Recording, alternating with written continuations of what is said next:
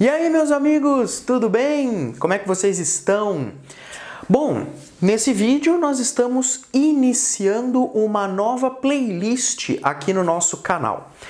Essa playlist, uma playlist de processo civil, né? E eu escolhi para tratar agora com vocês sobre o tema cumprimento de sentença.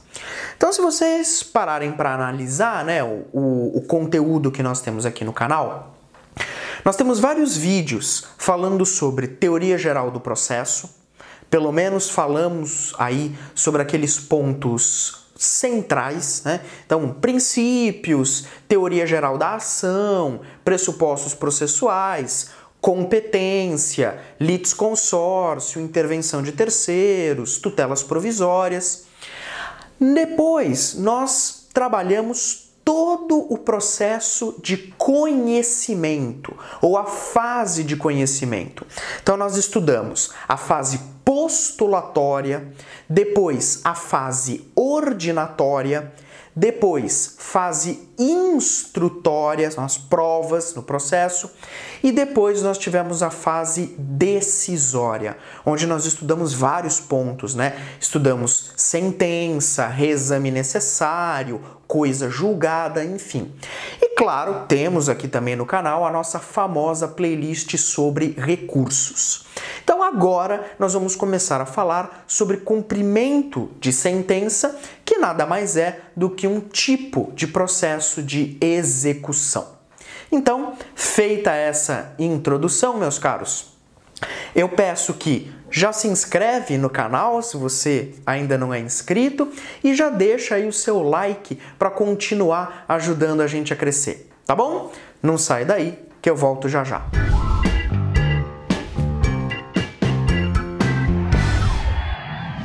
Muito bem, galera. Então, esse é o nosso primeiro vídeo aqui da playlist sobre cumprimento de sentença.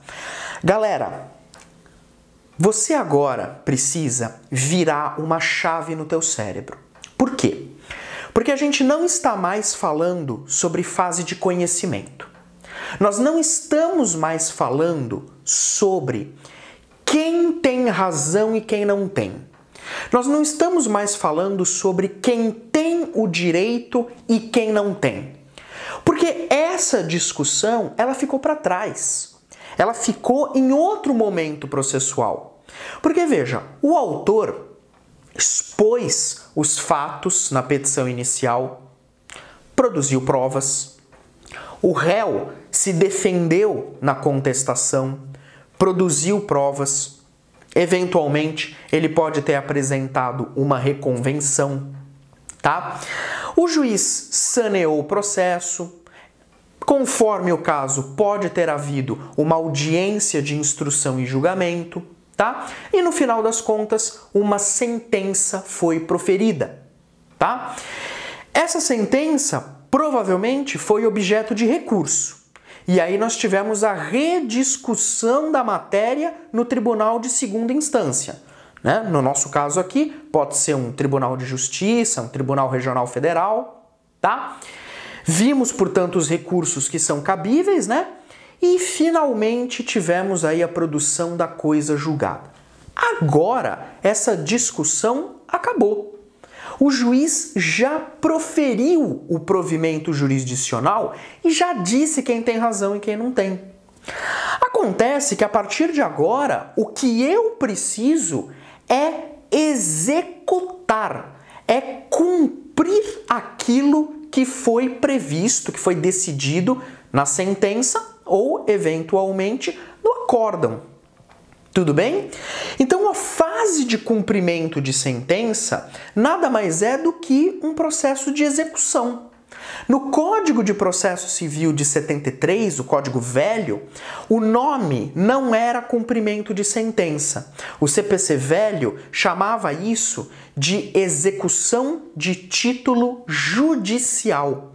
É a antiga execução de título judicial, que no CPC 2015 mudou de nome, passou a chamar cumprimento de sentença.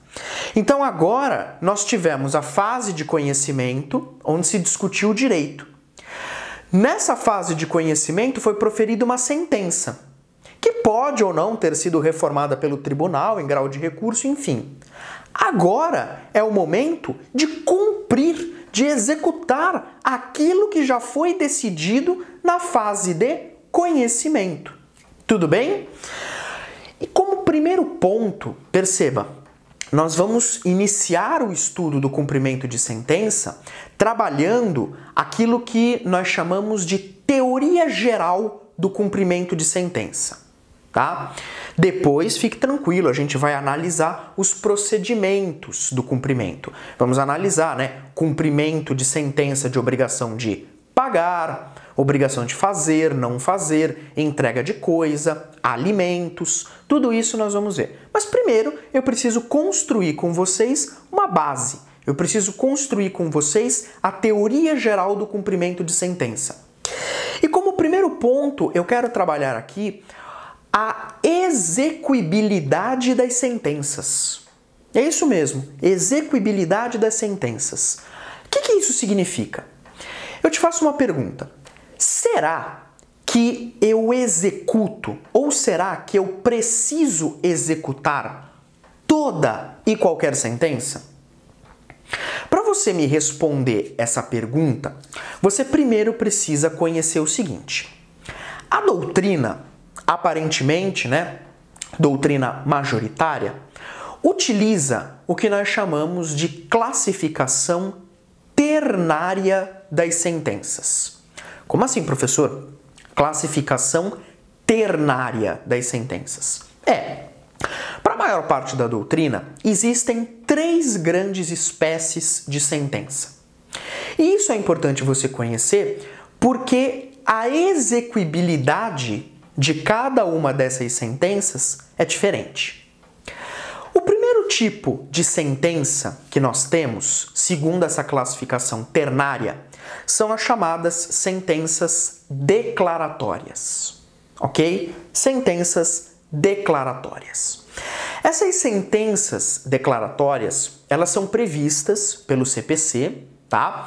Você encontra a previsão dessas sentenças no artigo 19 do Código de Processo Civil, tá?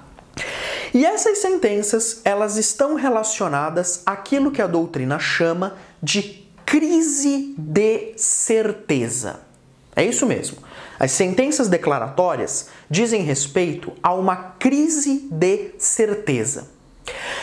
Por uma sentença declaratória, o Estado/juiz declara a existência, a inexistência ou o modo de ser de uma relação jurídica. Então, o Estado/juiz profere uma sentença declaratória para declarar que uma determinada relação jurídica existe, inexiste ou declara o modo de ser dessa relação jurídica. Então, por exemplo, talvez o exemplo mais elucidativo de sentença declaratória. Uma ação de investigação de paternidade. O que o autor de uma ação de investigação de paternidade busca? Uma sentença declaratória. Ele quer, o autor, que o Estado/juiz, por meio de sentença, declare que uma determinada pessoa é pai. No caso, é o seu pai. Então imagine que, por exemplo, eu tenho certeza de que o João é meu pai, mas ele não me registrou, Em tese eu não tenho pai, mas eu tenho certeza que ele é meu pai. Então o que eu faço? Eu ingresso contra ele com uma ação investigatória de paternidade, para que o juiz declare, por meio de sentença, que João é meu pai. Tudo bem? Isso é uma sentença declaratória. Vem aqui comigo para a lousa para eu esquematizar com você. Muito bem, galera. Então nós estamos estudando a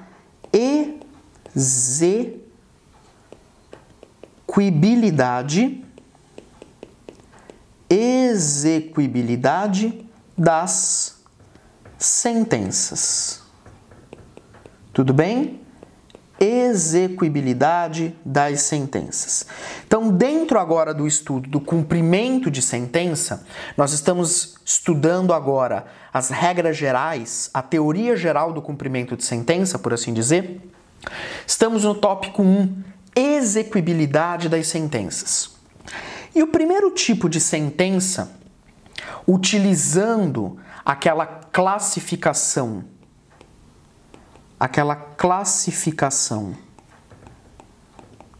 chamada de ternária,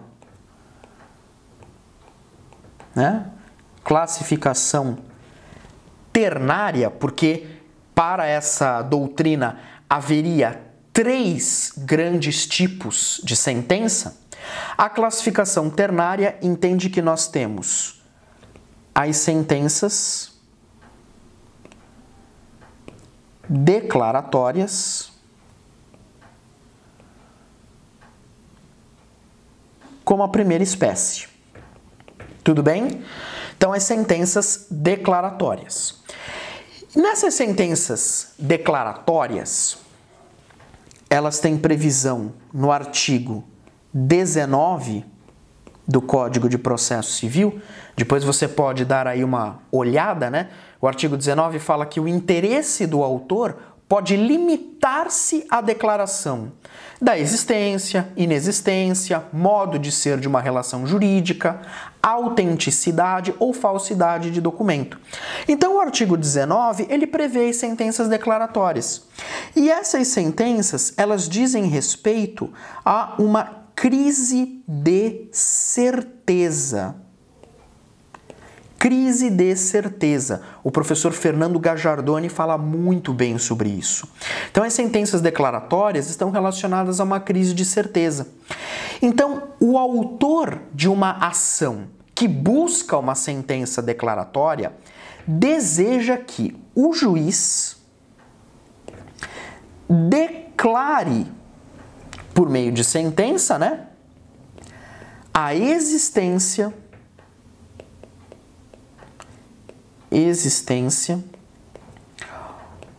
ou a inexistência ou ainda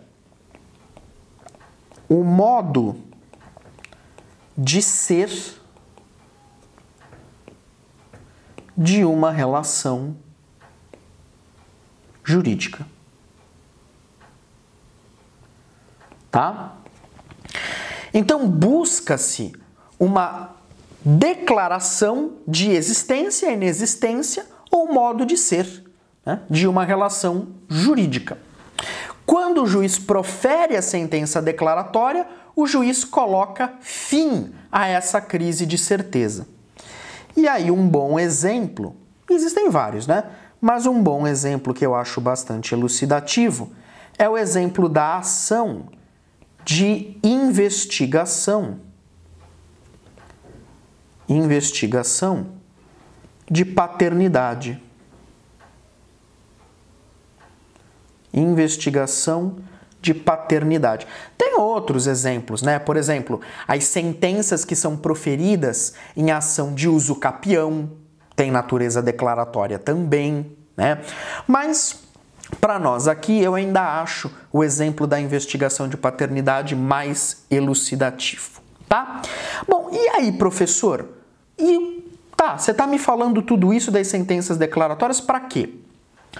Para dizer para você que, em regra, as sentenças declaratórias são auto-executáveis. Via de regra, as sentenças declaratórias são auto-executáveis ou autossatisfativas. Em outras palavras, isso significa que elas não precisam ser objeto de execução. Elas não precisam ser objeto de cumprimento de sentença. Porque a sentença por si só satisfaz o direito da parte. Tudo bem? Então, estamos aqui vendo as sentenças declaratórias que, via de regra, são autoexecutáveis porque a sentença declaratória por si só satisfaz o direito da parte. Ok? Muito bem. Então nós acabamos de ver as sentenças declaratórias. Mas como eu disse, a classificação ternária, ela ainda prevê mais duas espécies de sentença. A segunda espécie seriam as chamadas sentenças constitutivas, tá? E aqui é diferente, porque nas sentenças constitutivas eu não tenho uma crise de certeza, eu tenho uma crise de situação jurídica. As sentenças constitutivas dizem respeito a uma crise de situação jurídica. Em outras palavras, na sentença constitutiva, o juiz cria, modifica ou extingue uma relação jurídica. Percebeu que é diferente? Lá na sentença declaratória, eu quero que o juiz declare que uma relação jurídica existe ou inexiste. Na sentença constitutiva, eu quero que o juiz dê uma sentença e crie, ou modifique, ou até mesmo extinga uma relação jurídica. Exemplo. Sentença de divórcio. Sentença de divórcio, tá certo? Uma sentença em ação de adoção, por exemplo, tá? Então essas sentenças, as constitutivas, elas dizem respeito a uma crise de situação jurídica, tá? Vem comigo para a tela para eu esquematizar. Muito bem. Então, como segundo tipo, como segunda espécie, eu tenho as sentenças constitutivas, que são aquelas que dizem respeito a uma crise de situação jurídica. Crise de situação jurídica. Essas sentenças constitutivas, elas não têm previsão legal, tá? O artigo 19 do CPC prevê as sentenças declaratórias. As constitutivas eu não tenho previsão legal, tá? E a sentença constitutiva, ela procura criar ou modificar ou extinguir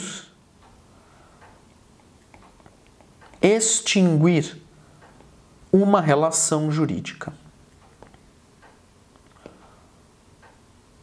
Uma relação jurídica. Tudo bem?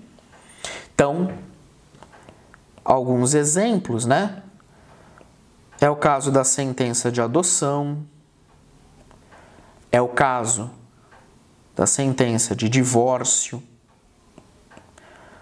Um outro exemplo que eu tenho são as ações revisionais, tá? Então, nessas ações, o que o autor busca é uma sentença constitutiva, tá? Ou, eventualmente, uma sentença desconstitutiva, tá? Depende aí da nomenclatura que você utilizar, tá? Mas o que ele quer é efetivamente que o juiz crie, modifique ou extinga uma relação jurídica. Tudo bem? E outro detalhe importante é o seguinte: em regra,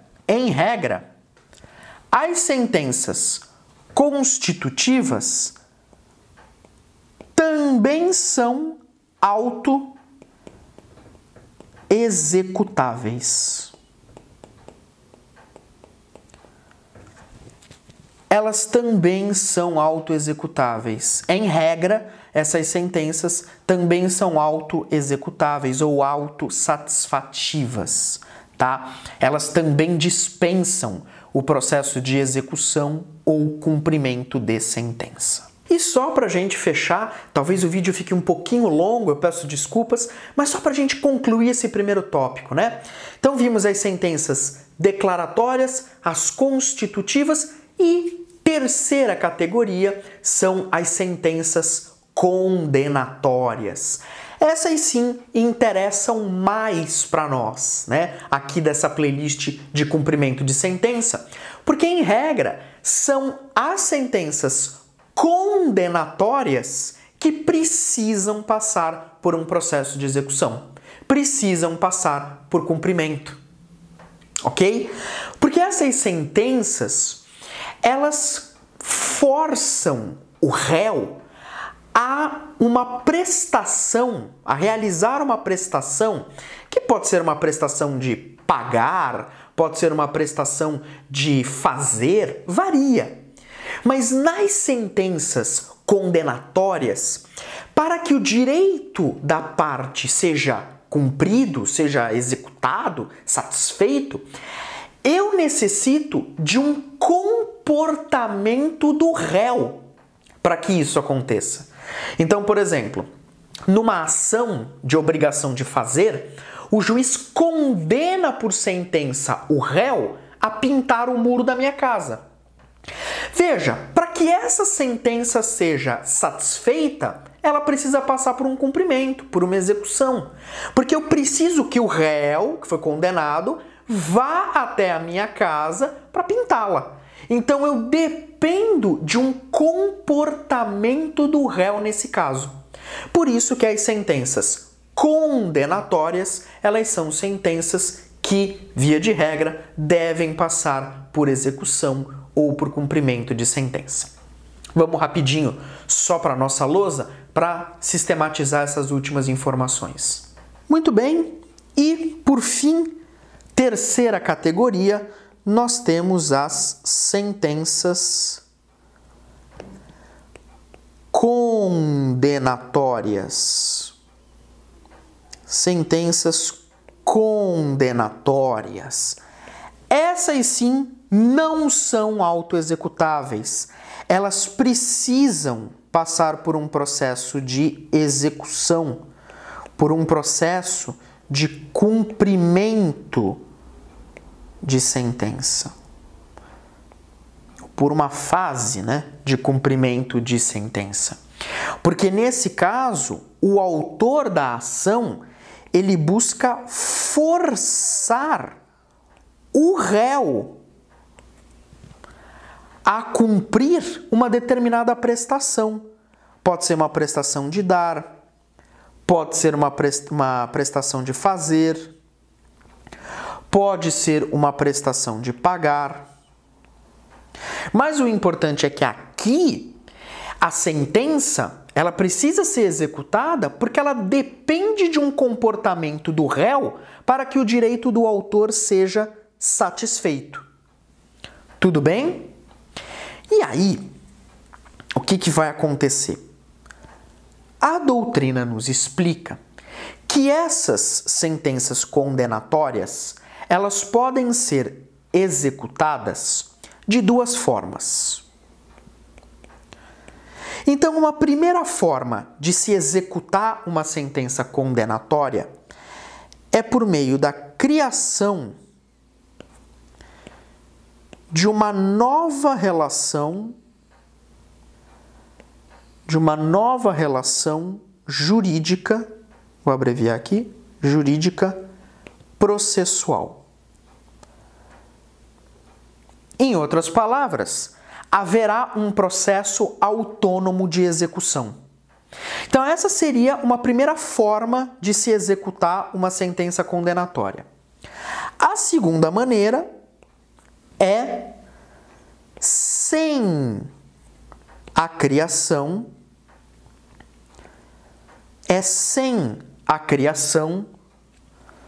de uma nova relação jurídica. Sem a criação de uma nova relação jurídica.